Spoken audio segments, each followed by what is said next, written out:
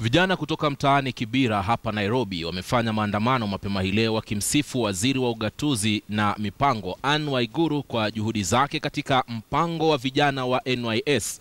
Vijana hao wamewataka viongozi wengine waache kuingiza siasa katika utendakazi wa waziri Waiguru. Haya yanajiri huku kiongozi wa CORD Raila Odinga akimtaka waziri Waiguru achunguzwe kuhusiana na madai ya ufisadi katika mpango huo wa NYS.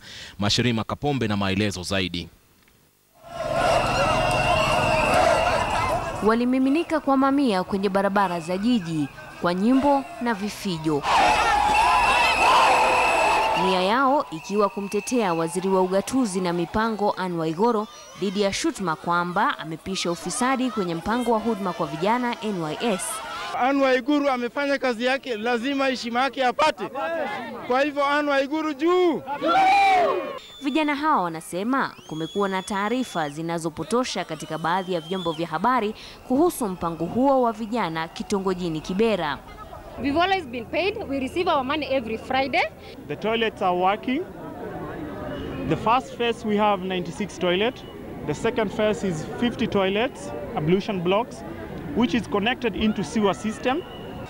Maandamano haya yanajiri wakati ambapo kiongozi wa CORD Raila Odinga ametoa wito kwa asasi za serikali kumchunguza Waiguru kwa madai ya ufisadi katika mpango huo wa huduma kwa vijana NYS.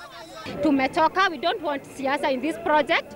We want to do our job. We started this project 9 months ago and we'll be receiving our cash.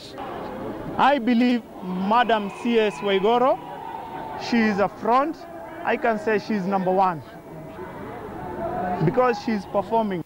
Ni wiki jana tu ambapo waziri Waiguru alidai kufichua njama ya ufujaji wa fedha kwenye NYS. I am the one who wrote to the CID asking them to investigate transactions that had been reported in the IFMIS as being suspect. Aidha, alisisitiza kuwa serikali haina nafasi ya ufisadi inapotoa huduma kwa wananchi. Mashirima Kapombe, KTN leo.